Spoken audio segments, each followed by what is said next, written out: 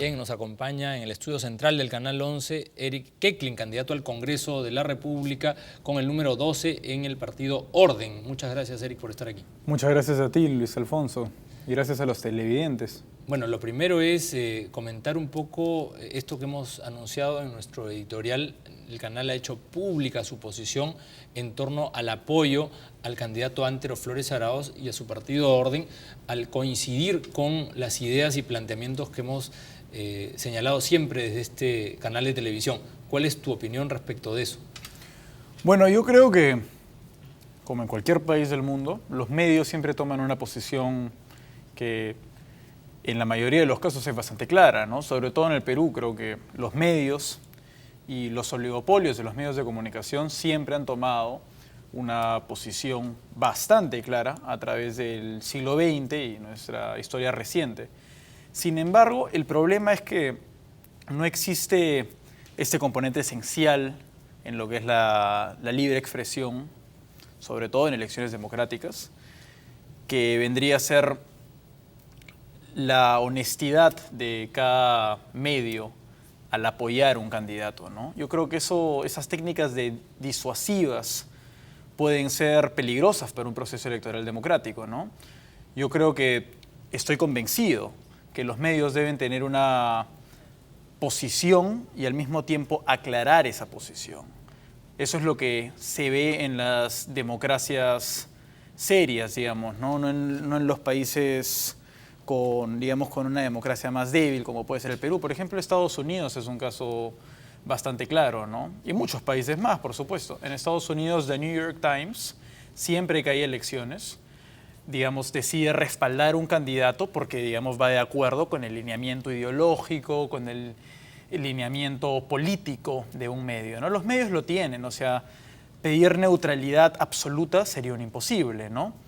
Entonces creo que los medios deben ser honestos, no solamente en cuanto al lineamiento ideológico y político de la posición política que demuestran en un país, pero también en las elecciones y decir, bueno, nosotros estamos conforme a estas ideas y es por eso que decidimos apoyar a este candidato, ¿no? Creo que en el Perú los medios tratan de engañar a la oposición al no hacerlo cuando es muy claro que todos los medios en el Perú, sin excepción de uno, tienen una afiliación por un candidato en especial. Ahora, la cuestión es, como tú dices, el Canal 11 es el primero y creo el único medio de comunicación que hace pública su posición, no solo editorial, sino su posición política, siguiendo el ejemplo, como tú has mencionado, del New York Times. Fox en los Estados Unidos también marca su posición editorial en un acto de honestidad para con los electores y con la ciudadanía.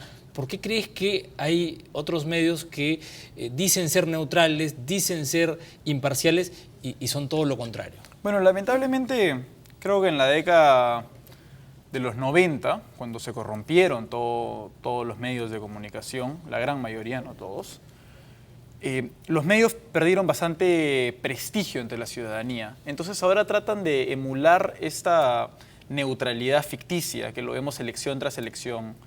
Yo creo que el Canal 11 está cumpliendo un rol histórico al querer demostrar abiertamente cuál es su posicionamiento ideológico y por qué deciden apoyar un candidato en vez de querer crear una cortina de humo y no esclarecerlo correctamente cuando es, como lo dijo hace un momento, es bastante obvio que... Ahora, y hemos ido un paso más allá en el sentido de que tú has sido invitado a incorporarte por méritos personales, académicos y profesionales al panel de comentaristas, de analistas del canal, justamente para que estas ideas puedan ser compartidas con la opinión pública, puedan ser explicadas, pueda haber mucha interactividad con la teleaudiencia. Y creo que es importante también decirle a los televidentes que lo que hace un medio al anunciar una posición determinada hacia un proceso electoral o un candidato, no es falta de pluralidad. Creo que hay que resaltar de que el Canal 11 va a mantener la misma pluralidad que la viene teniendo hace muchos años con respecto a las elecciones y los demás candidatos. Eso no significa un favoritismo que va en contra de la verdad y un procedimiento democrático. Esto significa tener la misma pluralidad, estar abiertos a hablar de diferentes temas, pero sí pues tener un posicionamiento ideológico como lo tienen todos los demás medios, que deberían empezar al tomar ejemplo de lo que está haciendo RBC, de querer establecer un posicionamiento a través de la verdad, que creo que es el elemento fundamental, no solamente para un proceso electoral, pero para cualquier democracia. Sí, bueno, lo que señalas es cierto y quiero recalcarlo, ¿no? Por este set de televisión y por el otro set de Habla el Pueblo han desfilado, han participado miembros de todas las tiendas políticas, desde el Frente Amplio hasta el Partido Fujimorista, digamos, pasando por todo el espectro. Todos han tenido la oportunidad de exponer sus puntos de vista y de tener contacto con la población. Eso no se va a perder, justamente para que el televidente pueda sacar sus propias conclusiones, pero nuestro deber también en el Consejo Editorial es decir cómo pensamos nosotros, Por ¿no? supuesto. Ahora, cuéntanos un poco cómo piensas tú. Tú eres el candidato más joven al Congreso de la República, que tienes una experiencia internacional. Para quienes no han visto, tú has participado anteriormente en una entrevista en este mismo programa, pero para quienes te ven por primera vez, dicen, Eric Kecklin es bastante joven. Cuéntales a nuestros televidentes un poco de tu historia personal.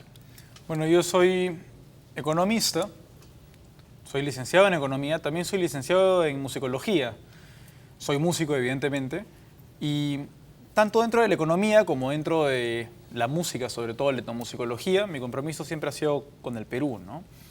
Y dentro del campo de la economía me he dedicado profesionalmente a trabajar para diferentes organismos internacionales y organismos estatales, no solamente en el Perú, pero también en el extranjero, ¿no?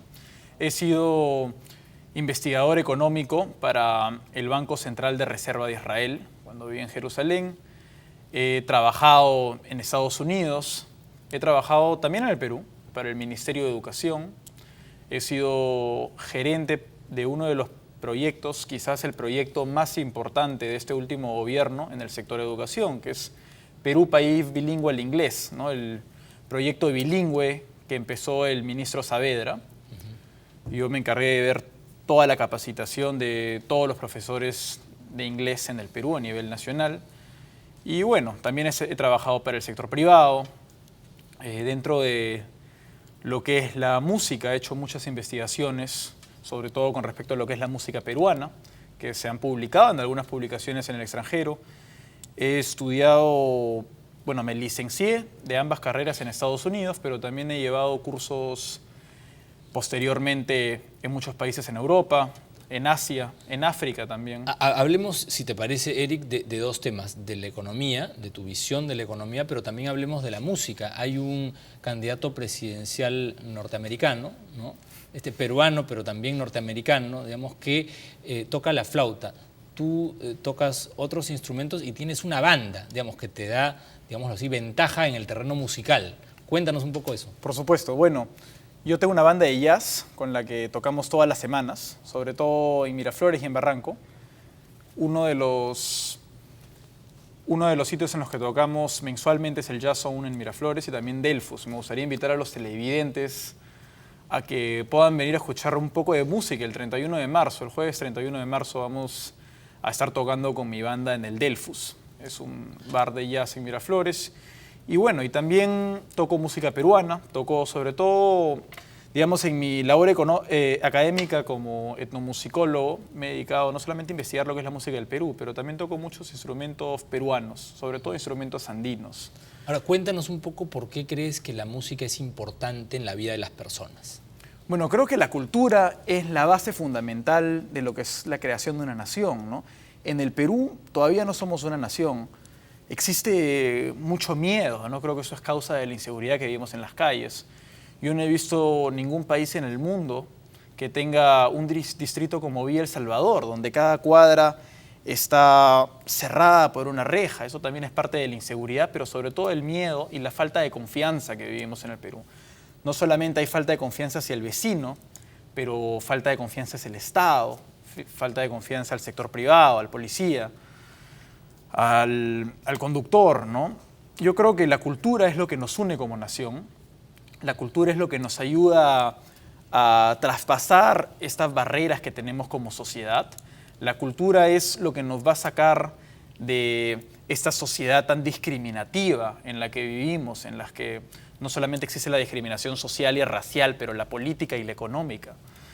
Yo creo que la cultura es lo que nos une como peruanos. Creo que esto lo hemos visto sobre todo a través de lo que es la revolución gastronómica, ¿no? Nunca nos hemos visto tan unidos como peruanos a través de ningún otro cambio como lo ha sido la gastronomía. Pero la cultura va más allá de eso.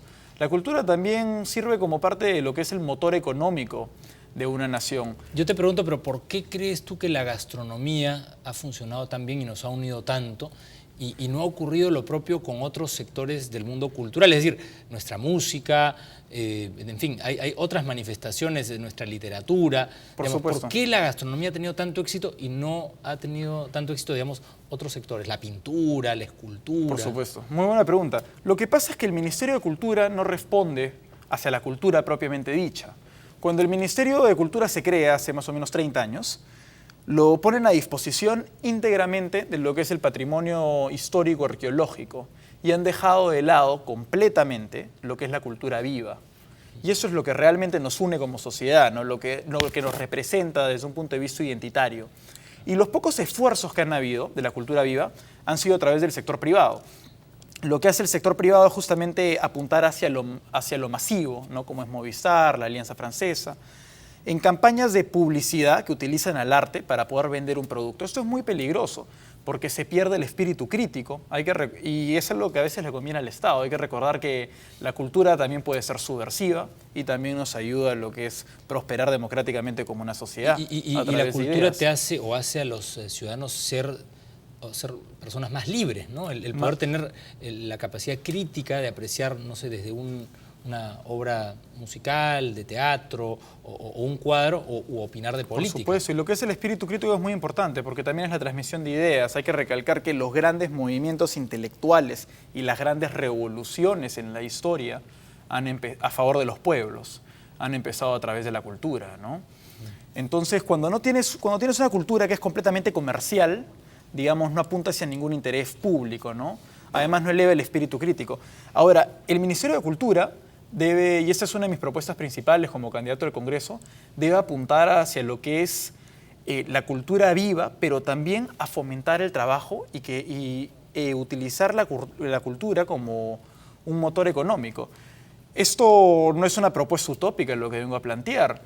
Austria es un vivo ejemplo de ello. En Austria, gran parte del empleo austriaco y gran parte del crecimiento económico que han tenido se lo deben a la cultura, ¿no? Como el Festival de Salzburgo, por ejemplo. Es quizás el momento en el que, en todo el año, en el que hay más actividad económica en Austria. Es a través del Festival de Salzburgo, que vienen miles de personas a escuchar conciertos y pues es la semana de mayor productividad económica en todo el país. Hay quienes sostienen incluso que el turismo y la cultura son dos sectores que deberían trabajar de la mano, porque si no hay actividad turística en un determinado lugar, eso no se puede mantener vivo, no hay el incentivo económico. ¿Tú qué piensas?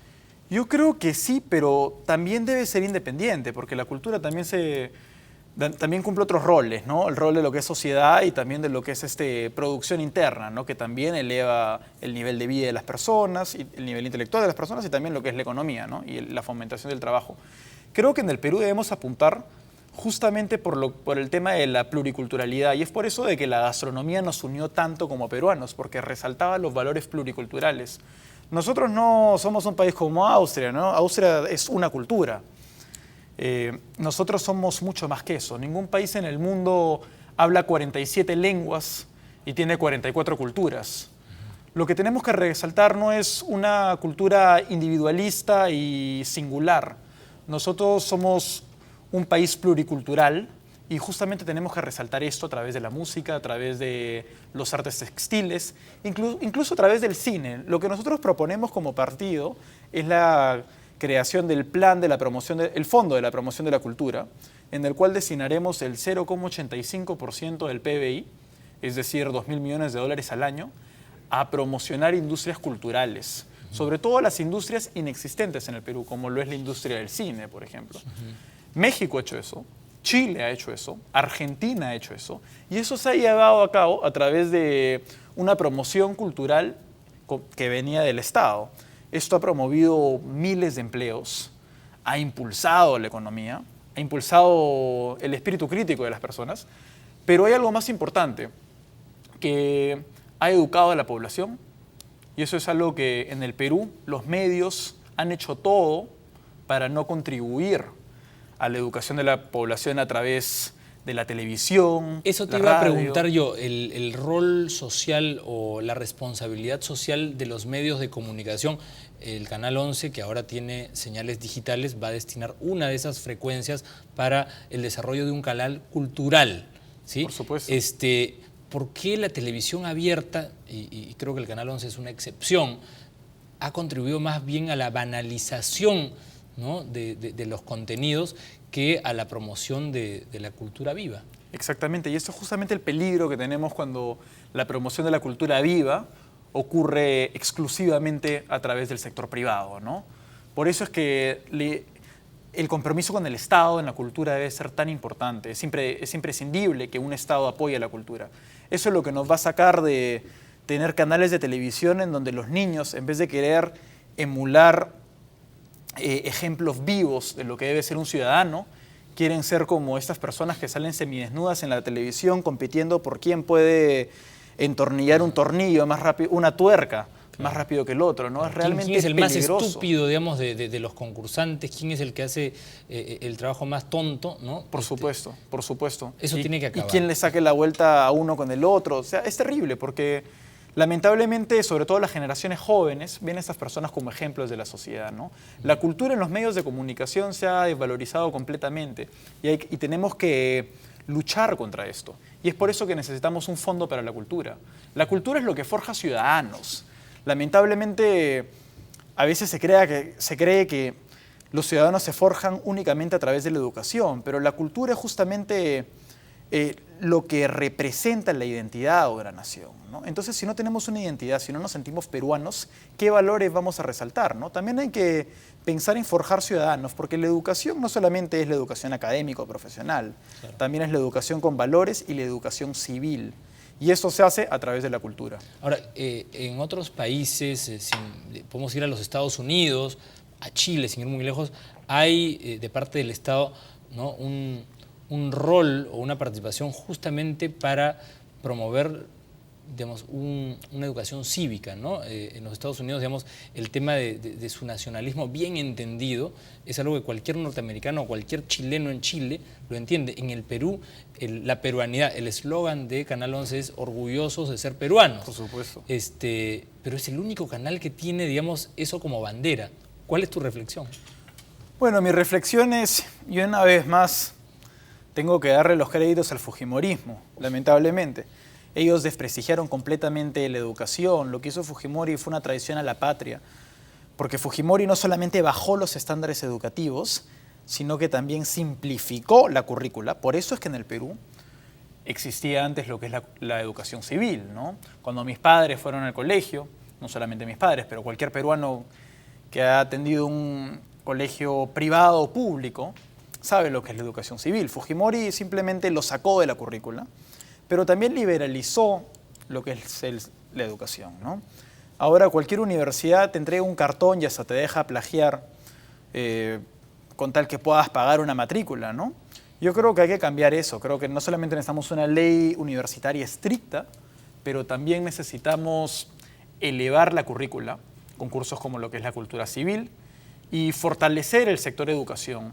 Es por eso que nuestro plan de gobierno tiene una responsabilidad inmensa con la educación y eso es justamente lo que yo he estado promoviendo todos estos meses como candidatos, ¿no? Es lo único que nos va a sacar de esta crisis económica, social y política que venimos viviendo en el país. Ahora, tú has participado no solamente en el aspecto cultural, tú has participado en el Partido Orden en la estructuración del plan de gobierno. Por supuesto. ¿No? Cuéntanos los lineamientos básicos de este plan que además se monta o se complementa con las vigas maestras, digamos, de las reformas políticas que deberían implementarse en el país para, digamos, encaminarlo hacia la prosperidad real. Por supuesto. Bueno, como uno de los autores del plan de gobierno, una de mis propuestas fue justamente lo que es el empleo juvenil. Yo elaboré un proyecto que se basaría en una propuesta de ley, que quizás sea lo primero que proponga como congresista electo, que se basa en permitirles a las empresas que deduzcan más en impuestos, es decir, que dejen de pagar impuestos por cada joven que contraten. Más o menos lo que hemos visto a través de ese estudio es que incrementaríamos el empleo juvenil en un 30% en el corto plazo. Es decir, que de cada 10 jóvenes desempleados o cada 10 jóvenes que trabajan en el sector informal, ahora 3 van a tener acceso al trabajo formal. Pero eso lo van a hacer sin que los jóvenes pierdan sus derechos laborales, sin que los jóvenes dejen de ganar menos, se les recorte el tiempo de vacaciones, sin que los jóvenes sean más vulnerables a ser despedidos. Los jóvenes van a tener los mismos derechos que cada trabajador, pero eso sí, y me gustaría expresar ese mensaje sobre todo a los trabajadores mayores de 30 años, porque esta ley solamente beneficia a los menores de 30 años. Pero esto es que los adultos mayores no van a ser más vulnerables a ser despedidos porque va a ser más rentable para una empresa contratar un joven, para nada. Ningún adulto mayor puede ser despedido y ese puesto se va a poder abrir para ningún joven. Esos puestos se van a abrir solamente para los puestos de trabajo nuevos, es decir, un nuevo puesto de trabajo, o para un puesto de trabajo ya existente en el cual el adulto mayor haya renunciado como causa únicamente de su jubilación. Claro, con lo cual proteges a los dos, a los Por jóvenes supuesto, y a los por adultos. supuesto. Eso es Por usar la supuesto. creatividad para mejorar el marco normativo. Ahora, cuéntanos, el tiempo nos está ganando. ¿Por qué Antero Flores Arauz? ¿Qué representa Antero, un hombre, digamos, que ahora, junto con Ricardo, ¿no?, van a impulsar a Orden como partido? Tú y yo hemos conversado un poco fuera de cámara sobre la experiencia de Antero en el mundo de los partidos y la experiencia de un independiente. Cuéntanos un poco eso. Bueno, yo creo que los peruanos tienen mucho miedo a los políticos tradicionales que lo único que han hecho es decepcionar al pueblo. Y es por eso que los peruanos tienden a apuntar por un outsider.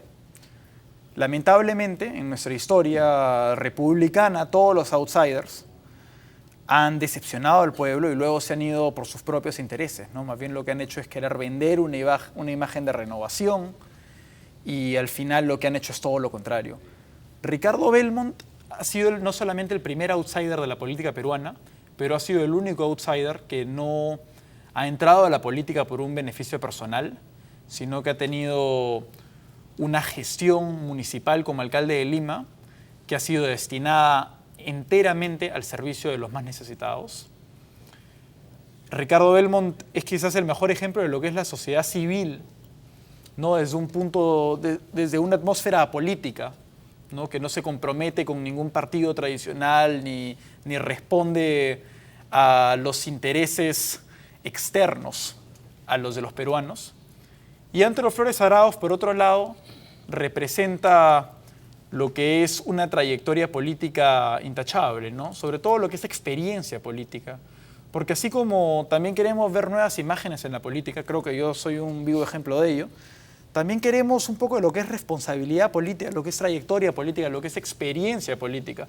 Antero Flores Arauz es un hombre que ha dedicado 50 años de su vida al servicio público y creo que nunca ha decepcionado a los peruanos. Tienen una carrera completamente honesta. Ni a Ricardo Belmont ni a Antero Flores Arauz se les ha hallado ningún indicio de corrupción, no tienen ningún juicio pendiente, no han recibido ninguna tacha. Creo que son dos políticos que representan, tienen dos propuestas distintas, ¿no? Una es justamente la del outsider, con el compromiso con la sociedad civil, y la otra es la experiencia, ¿no?, la trayectoria de toda una vida en servicio de los peruanos. Ahora, pero si a eso se le suma, ¿no?, la participación de personas como tú dentro del equipo, no hacen sino presentarse pues como una opción no solo positiva, sino atractiva para el electorado joven. Por supuesto. De ahí pues que el Canal 11 ha hecho pública su posición de apoyarlos así abiertamente, ¿no?, como corresponde, creemos nosotros. Por supuesto. Bien, yo te quería agradecer además porque quiero anunciar que Eric se incorpora también a nuestro panel de comentaristas, de analistas y va a participar en Habla el Pueblo, ¿no?, en forma regular para discutir y analizar la actualidad. Así es que nada, bienvenido al canal y yo estoy seguro que este es un gran jale de esta televisora para enriquecer también el debate, ¿no? Por supuesto, y muchas gracias por la invitación, gracias a RBC. Y bueno, mi compromiso, como ya lo he dicho anteriormente, es con el Perú, pero también con la pluralidad periodística. Y quiero recalcar que dentro de nuestra labor periodística en RBC nunca se va a perder la pluralidad, pero eso sí, creo que quiero invitar a los demás medios a que hablen con honestidad y que reflejen sus verdaderas intenciones con respecto a los candidatos. Creo que RBC está tomando un paso histórico con esta representación democrática, pero sobre todo honesta por el futuro y el progreso de la política peruana. Bueno, yo te agradezco mucho, Eric, las palabras y bueno, yo me despido y los dejo con la mejor programación aquí del Canal 11. Gracias nuevamente. Muchas gracias, Luis Alfonso. Bien, nosotros nos reencontramos el día de mañana y quédense ustedes con la mejor programación periodística aquí en RBC Canal 11. Buenas noches.